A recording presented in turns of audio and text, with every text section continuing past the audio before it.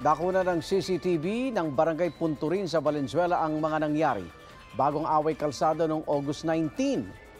Makita ang SUV na mabilis ang takbo pero napatigil dahil may nakaharang na truck. Hindi ito nakadaan sa kabilang lane dahil may paparating naman na taxi.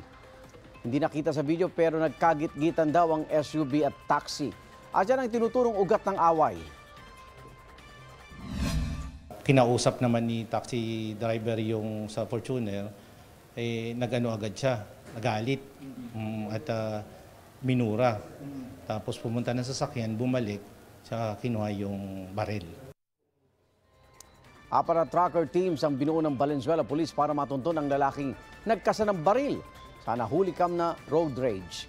Nanawagan din ng Valenzuela LGU sa publiko na mag-report kung may alam sila sa insidente. Igan, mauna ka sa mga balita. Mag-subscribe sa GMA Integrated News sa YouTube. Sa mga kapuso abroad, subaybayan nyo kami sa GMA Pinoy TV at sa www.gmanews.tv.